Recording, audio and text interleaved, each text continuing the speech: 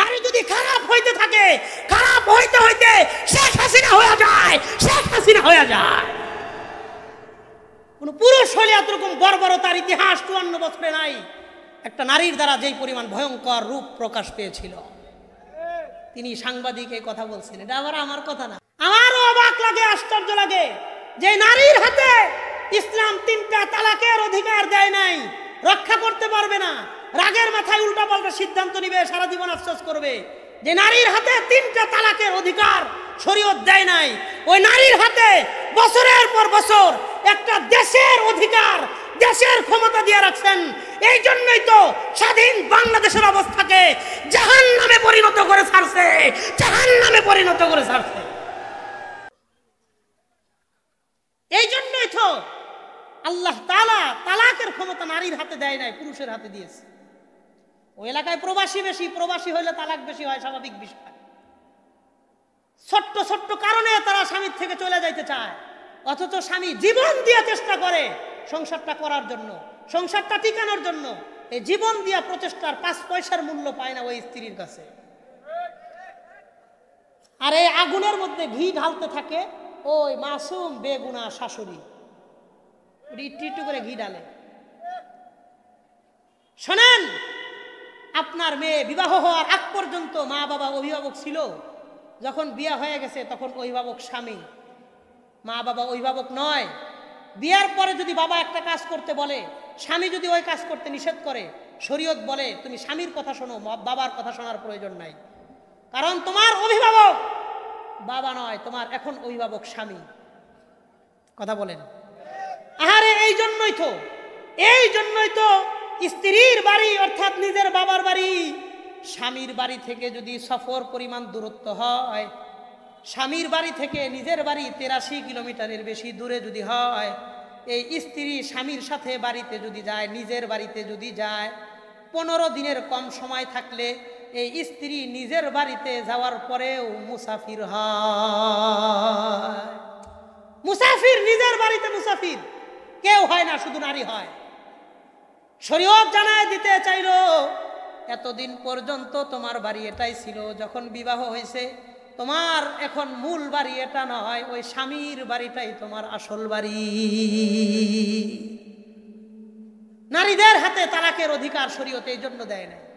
আর শাশুড়ি ওই মাইয়ারে যা পড়ায় দেয়, তিনি তোতা পাখির মতন সেটাই মুখ থেকে বলতে থাকে, নিজে কিচ্ছু বোঝে না। এই জন্য আমার একজন ওস্তাদ সুন্দর কথা বলতেন, যেই মাইয়া যত বেশি, যেই মাইয়ার মা, শোনেন, যেই মাইয়ার মা যত বেশি চালাক, তার মাইয়া তত তাড়াতাড়ি তালাক। উনি গ্রামের ভাষায় বলতেন, মাইয়া বুঝছেন নি, মানে মেয়ে। যেই মেয়ের মা যত বেশি চালাক, তার মাইয়া তত তাড়াতাড়ি তালাক। হ্যাঁ, এই জন্য আমি এই শোলাকিয়ার মা বোনদেরকেও বলবো, আপনার মেয়ের স্বামীর প্রতি শুকরিয়া শিখাইবেন, স্বামীর কথা মাইনা চলার মতন উপদেশ দিবেন। কখনো ভুলেও যেন আপনার মেয়ে স্বামীর সাথে চোখ গরম করে না কথা বলে, সেই আদর্শ শিক্ষা দিবেন। কারণ নবী বলেন, ইদা মাতাতিল মারআতু ওয়া যাওজুহা আনহা রাজিন দাখালাতিল জান্নাহ। কোন নারী যখন মারা যায়, তার স্বামী যদি তার প্রতি সন্তুষ্ট থাকে, এই নারীকে হিসাব ছাড়া আল্লাহ জান্নাত দিয়ে দেয়। তার মানে স্বামীর সন্তুষ্টি মানে আল্লাহর সন্তুষ্টি, স্বামী অসন্তুষ্ট মানে আল্লাহ অসন্তুষ্ট হয়ে যায়। এই শিক্ষা আপনার মেয়েকে আপনি দিবেন, আদর্শ মেয়ে হবে, আদর্শ পরিবার হবে। এবার চলেন ওই দিকে। আমারও অবাক লাগে, আশ্চর্য লাগে যে নারীর হাতে ইসলাম 3টা তালাকের অধিকার দেয় নাই, রক্ষা করতে পারবে না, রাগের মাথায় উল্টাপাল্টা সিদ্ধান্ত নিবে, সারা জীবন আফসোস করবে। যে নারীর হাতে 3টা তালাকের অধিকার শরীয়ত দেয় নাই, ওই নারীর হাতে বছরের পর বছর একটা দেশের অধিকার, দেশের ক্ষমতা দিয়ে রাখছেন। এই জন্যই তো স্বাধীন বাংলাদেশের অবস্থাকে জাহান্নামে পরিণত করে ছাড়ছে, জাহান্নামে পরিণত করে ছাড়ছে।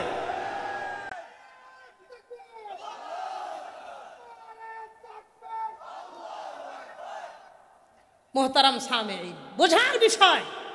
গত 2 দিন আগে আমি একটা টকশো দেখতেছিলাম, প্রখ্যাত সাংবাদিক, সম্ভবত নাম মাসুদ কামাল, তিনি বলতেছিলেন 17 দিনে জুলাই আগস্ট আগস্টে 1700 মানুষ গুলি খেয়া মারা গেছে, শহীদ হয়েছে।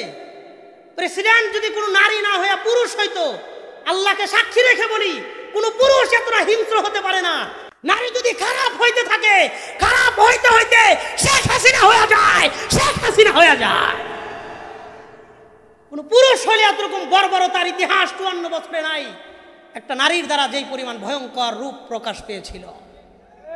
তিনি সাংবাদিক এই কথা বলছেন, এটা আবার আমার কথা না, সাংবাদিকের কথা। বাকি কথা যৌক্তিক। কোন পুরুষ হলে এই ধৈর্য ক্ষমতা তার থাকতো না, এই বর্বর পরিবেশ কায়েম করতে পারতো না। নারী দেখে পারছে, কথা বলেন। এই জন্য মা বোনদেরকে আমি বলবো, স্বামীর প্রতি কেমনে শুকরিয়া আদায় করতে হয় এটা আপনার মেয়েদেরকে শিখিয়ে দিবেন, বলেন ইনশাআল্লাহ। চলেন আমি আমার মূল কথাগুলো তাড়াতাড়ি শেষ করি। 9 শ্রেণীর নারী থেকে নবী সতর্ক করছেন, সাবধান, এদেরকে ঘরে আইনো না, সাবধান করছেন।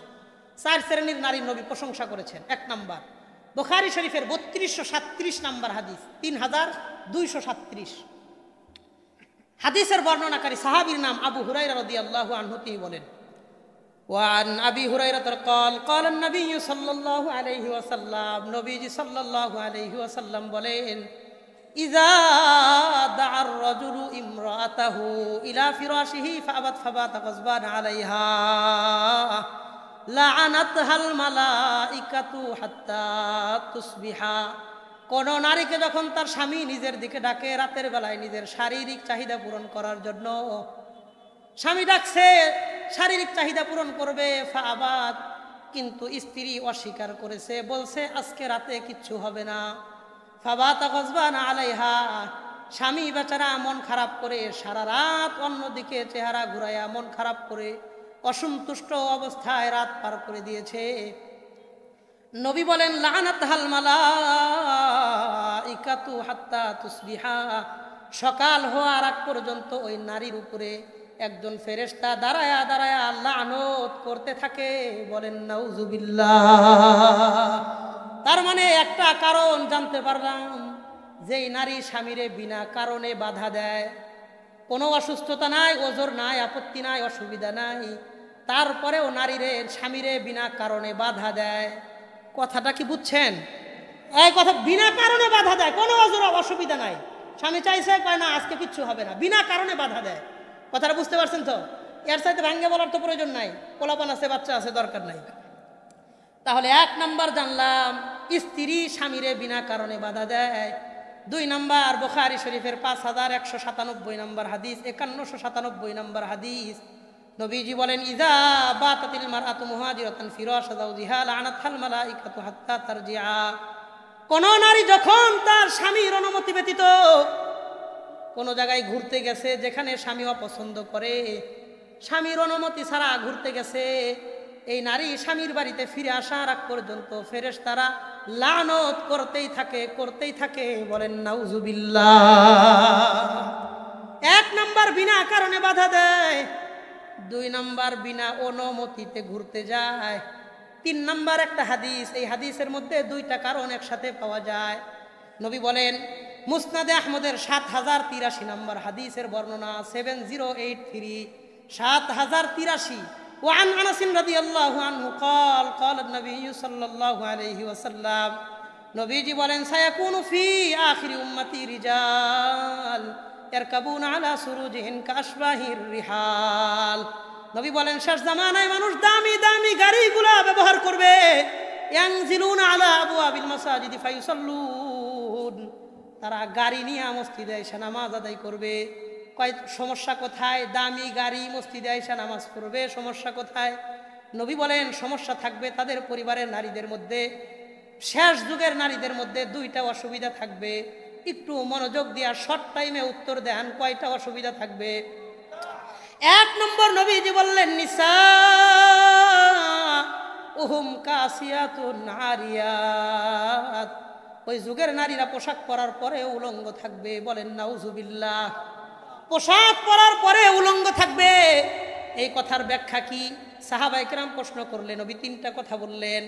1 নাম্বার ছোট ছোট পোশাক পরবে, 2 নাম্বার পাতলা পোশাক পরবে, 3 নাম্বার টাইট ফিট পোশাক পরবে।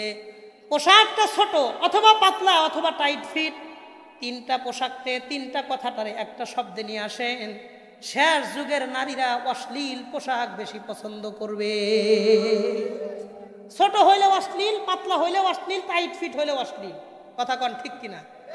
এমন এমন নারীরা বোরকা পরে যে বোরকার চেন লাগাইতে দুইজন লাগে, এমন টাইট ফিট বোরকাও পরে। এটি তো ফ্যাশনের লিগা পরে, পর্দার লিগা পরে না। আপনার বোরকা যদি লাখ টাকা দাম হয়, ওটা যদি পর্দা মেনটেন না করে, আর কোন নারী সালা চট গায়ে দিয়ে যদি পর্দা করে, আল্লাহর কাছে ওই লক্ষ টাকার বোরকার চাইতে ওই চটের মূল্য বেশি, চটের দাম আল্লাহর কাছে বেশি। এটা দিয়ে পর্দা রক্ষা হয়েছে। অবাকও হয় না, আপনাদের কিশোরগঞ্জে যতগুলা মার্কেট আছে, বোরকার দোকান আছে, কালকে সকালে দায় মিলাই দেখবেন লেখা Urmi fashion house, Hasan fashion house, অমক ফ্যাশন হাউস। কিরে, পর্দার নাম আবার ফ্যাশন হইল কবে? বোরকা আবার ফ্যাশন হইল কবে? এটাই শয়তানের ধোঁকা। পর্দাটারে ফ্যাশন বানায় দিছে, নারীরা বোরকা পরে ফ্যাশন করে, আর দাড়ি রাখা সুন্নত, পুরুষ দাড়ি কাটা ফ্যাশন করে, দাড়ি ডিজাইন করে। আল্লাহ বোঝার তৌফিক দান করে। তাহলে এক নাম্বার নবীজি বললেন নিসাউহুম কাসিয়াতুন আরিয়াত, নারীরা অশ্লীল পোশাক বেশি পরবে। দুই নাম্বার নবীজি বলেন ওয়া আলা রুসিহিন্না কাসনিমাতিল বুখতিল হিজাব, তাদের মাথার উপরের চুলগুলা বিশাল লম্বা হবে, চুল তারা পরপুরুষকে দেখায় বেড়াবে।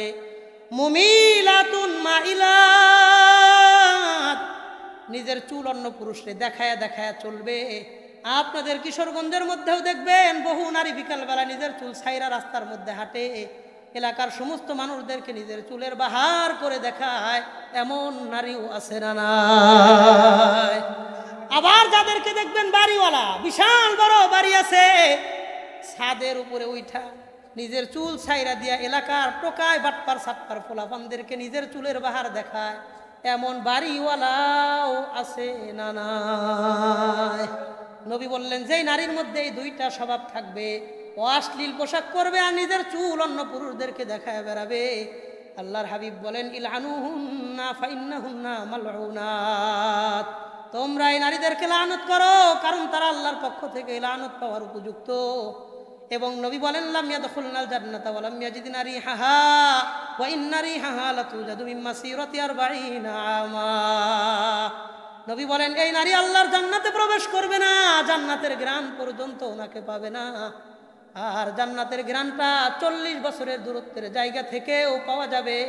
তার মানে এই নারী জান্নাত থেকে 40 বছরের বেশি দূরত্বের জায়গায় অবস্থান করবে। বলেন নাউজুবিল্লাহ। চারটা কথা আমরা পাইলাম। এক নাম্বার, যে নারী বিনা অনুমতিতে বাধা দেয়, বিনা কারণে বাধা দেয়। এক নাম্বার, যেই নারী বিনা কারণে স্বামীরে শারীরিক চাহিদা পূরণ করতে বাধা দেয়। মাদেরকে বলবো, বোনদেরকে বলবো, স্বামীরে বিনা কারণে বাধা দিয়েন না। তার মনের শান্তি যদি আপনার কাছে না পায়, 1 বছর 2 বছর পর্যন্ত যদি মনের মিল না হয়, এই স্বামী অন্য জায়গায় মনের সুখ খুঁজতে থাকে,